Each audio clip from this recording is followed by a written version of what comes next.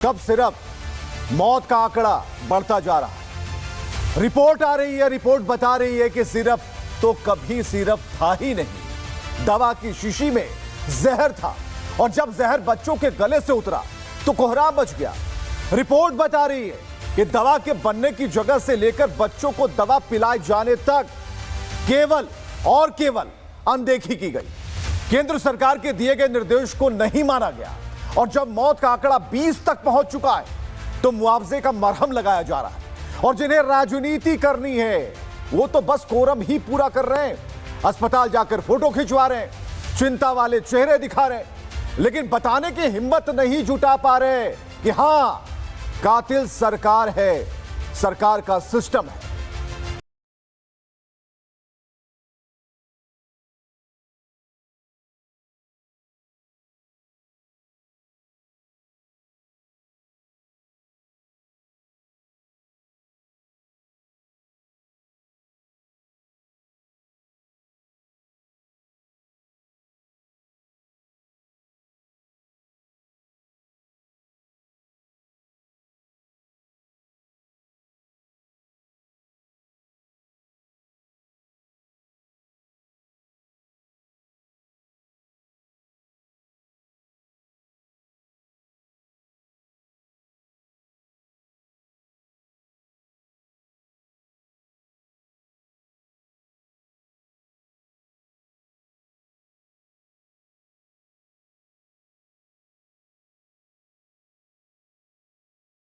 का जो फार्मूला है, जो उसके मापदंड है, अगर उसमें वायलेशन है तो मैन्युफैक्चरर्स को कड़ी सजा दी जानी चाहिए।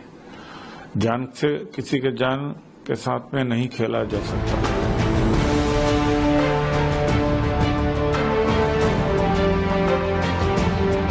खलनायक बन चुका कोल्ड ड्रिप सिरप साक्षात जहर है। ये आंकड़ों के पन्नों में लिखी गई बात से ज्यादा अपने अरमानों को टूटता देखने वाले परिजन चीख चीख कर बता रहे हैं। 40 पन्नों की रिपोर्ट कह रही है जान बचाने वाली बोतल में जहर के सिवा कुछ भी नहीं था। मरने वाले बच्चों के माता पिता को नहीं मालूम कि जहर का परसेंट क्या था।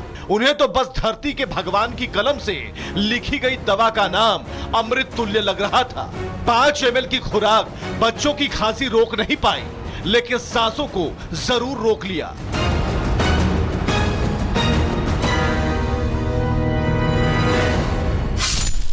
दवाओं से ज्यादा अस्पताल में पड़े बीमार बच्चों के लिए दुआओं की भीख मांगी जा रही है। एक एक कर मरते बच्चे वार्ड में भर्ती दूसरे बच्चों के परिवार वालों को बता रहे हैं कि मौत आसपास है, लेकिन मरे हुए सिस्टम का क्या कहना, जो हर ऐसी बदइंतजामी और नजरअंदाजी पर जांच का मुहावरा कहता है और आम जनता को छोड़ देता है मुआवजे का मरहम लगाकर कि जाओ भूल जाओ, अपने जिगर के टुकड़ों को भूल जाओ और उनकी यादों को जिसे कभी तुमने कंधे पर बिठाकर मेला घुमाया था। लेकिन उन्हीं मुआवजे के पैसों से अब 4 कंधों की अर्थी सजाना है।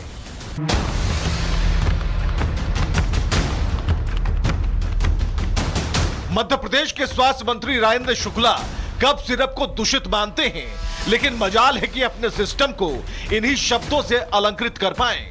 नई जानकारी कह रही है कि तमिलनाडु में आरोपी को गिरफ्तार करने के लिए टीम रवाना हो चुकी है, तो इंडियन मेडिकल एसोसिएशन ने कहा कि हड़ताल ना करें, अपना काम करते रहें। ये बेहद दुखद और दुर्भाग्यपूर्ण घटना में सरकार बहुत सख्त है।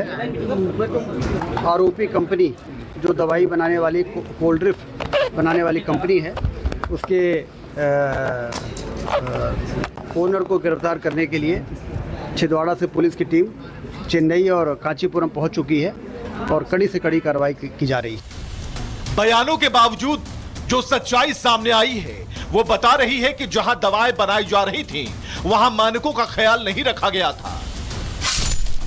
फैक्ट्री में योग्य और प्रशिक्षित कर्मचारी नहीं थे, फैक्ट्री गंदी थी, न वेंटिलेशन की व्यवस्था थी, कई मशीनें टूटी हुई थी, जंग लगी हुई थी, फैक्ट्री में एयर हैंडलिंग यूनिट नहीं थे, दवा बनाने में घटिया केमिकल का इस्तेमाल हो रहा था, कंपनी ने बिना बिल प्रोपाइलीन ग्लाइकोल खरीदा था, दवा में डीईजी नाम का जहरीला केमिकल मिला, लिक्विड दवाएं प्लास्टिक पाइप से गुजरती थी, फैक्ट्री में दवा छानने की कोई व्यवस्था नहीं थी, केमिकल का गंदा पानी नालियों में छोड़ा जा रहा था।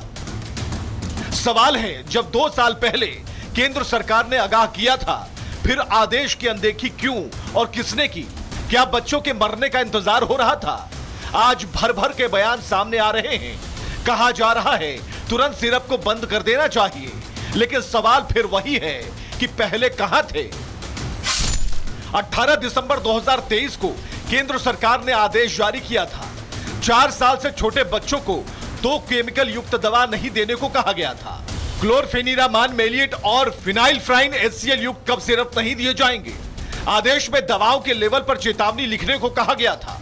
दवा कंपनियों ने इस आदेश पर कोई ध्यान नहीं दिया। राज्य सरकारों ने कोई जागरूकता नहीं फैलाई। लेकिन ध्यान देने वाली बात अब यह है कि इस पर बात ही क्यों करना, जब सरकार ने मुआवजे के कागजों से पीड़ितों के आंसू पोंछ दिए हैं। सरकार गई थी उस अस्पताल में भी, मिली थी उन रोते परिजनों से, तो फिर अब बार बार बातें क्या करना? एक्शन और जांच तो हो ही रहा है।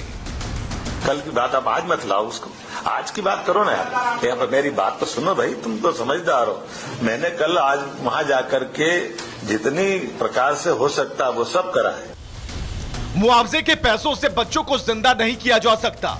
मुआवजे वाला नोट माता पिता की यादों से बच्चों के मरते चेहरे नहीं भुला सकता।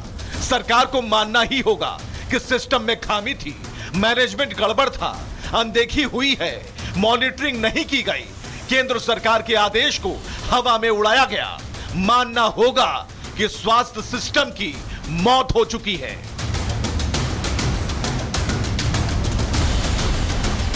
कब सिर्फ मौत का आंकड़ा बढ़ता जा रहा है। रिपोर्ट आ रही है, रिपोर्ट बता रही है कि सिरप तो कभी सिरप था ही नहीं। दवा की शीशी में जहर था, और जब जहर बच्चों के गले से उतरा तो कोहराम मच गया। रिपोर्ट बता रही है कि दवा के बनने की जगह से लेकर बच्चों को दवा पिलाए जाने तक केवल और केवल अनदेखी की गई। केंद्र सरकार के दिए गए निर्देश को नहीं माना गया, और जब मौत का आंकड़ा 20 तक पहुंच चुका है तो मुआवजे का मरहम लगाया जा रहा है। और जिन्हें राजनीति करनी है वो तो बस कोरम ही पूरा कर रहे हैं, अस्पताल जाकर फोटो खिंचवा रहे हैं, चिंता वाले चेहरे दिखा रहे हैं, लेकिन बताने की हिम्मत नहीं जुटा पा रहे कि हां, कातिल सरकार है, सरकार का सिस्टम है।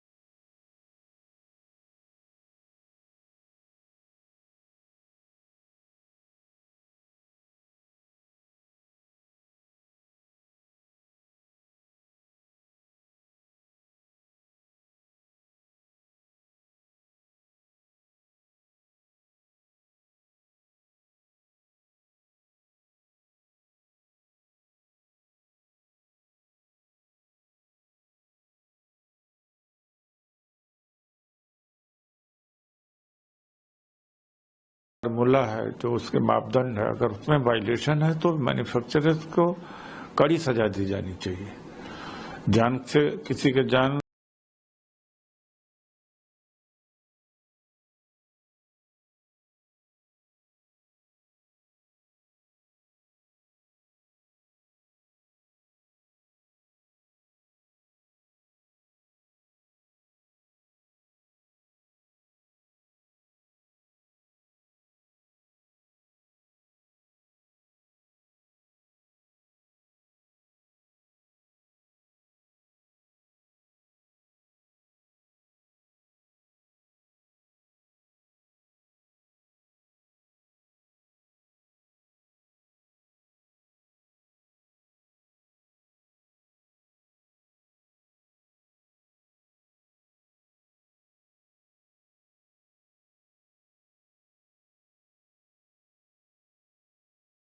से ज्यादा अस्पताल में पड़े बीमार बच्चों के लिए दुआओं की भीख मांगी जा रही है।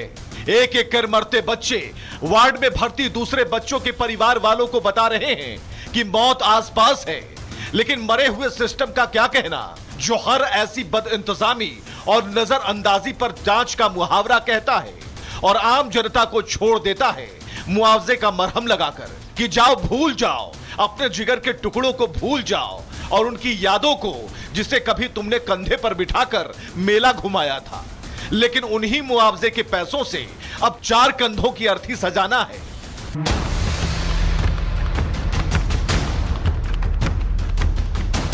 मध्य प्रदेश के स्वास्थ्य मंत्री राजेंद्र शुक्ला कफ सिरप को दूषित मानते हैं, लेकिन मजाल है कि अपने सिस्टम को इन्हीं शब्दों से अलंकृत कर पाएं। नई जानकारी कह रही है कि तमिलनाडु में आरोपी को गिरफ्तार करने के लिए टीम रवाना हो चुकी है, तो इंडियन मेडिकल एसोसिएशन ने कहा कि हड़ताल ना करें, अपना काम करते रहें। ये बेहद दुखद और दुर्भाग्यपूर्ण घटना में सरकार बहुत सख्त है। आरोपी कंपनी जो दवाई बनाने वाली कोल्ड ड्रिंक बनाने वाली कंपनी है, उसके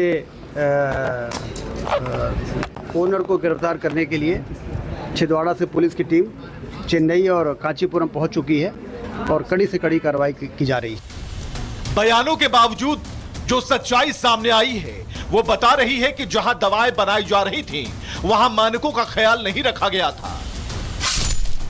फैक्ट्री में योग्य और प्रशिक्षित कर्मचारी नहीं थे, फैक्ट्री गंदी थी, न वेंटिलेशन की व्यवस्था थी, कई मशीनें टूटी हुई थी, जंग लगी हुई थी, फैक्ट्री में एयर हैंडलिंग यूनिट नहीं थे, दवा बनाने में घटिया केमिकल का इस्तेमाल हो रहा था, कंपनी ने बिना बिल प्रोपाइलीन ग्लाइकोल खरीदा था, दवा में डीईजी नाम का जहरीला केमिकल मिला, लिक्विड दवाएं प्लास्टिक पाइप से गुजरती थी, फैक्ट्री में दवा छानने की कोई व्यवस्था नहीं थी, केमिकल का गंदा पानी नालियों में छोड़ा जा रहा था। सवाल है, जब 2 साल पहले केंद्र सरकार ने आगाह किया था, फिर आदेश की अनदेखी क्यों और किसने की? क्या बच्चों के मरने का इंतजार हो रहा था? आज भर भर के बयान सामने आ रहे हैं, कहा जा रहा है तुरंत सिरप को बंद कर देना चाहिए, लेकिन सवाल फिर वही है कि पहले कहां थे?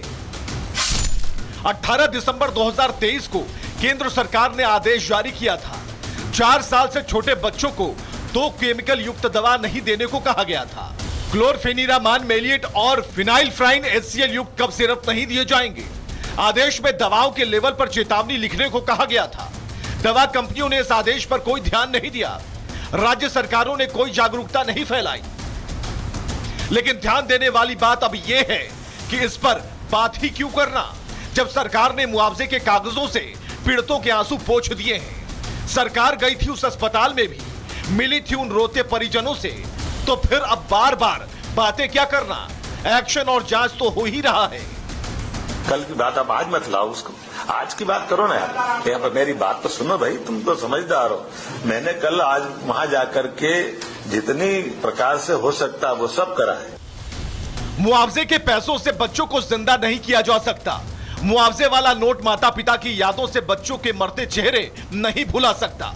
सरकार को मानना ही होगा कि सिस्टम में खामी थी, मैनेजमेंट गड़बड़ था, अनदेखी हुई है, मॉनिटरिंग नहीं की गई, केंद्र सरकार के आदेश को हवा में उड़ाया गया। मानना होगा कि स्वास्थ्य सिस्टम की मौत हो चुकी है।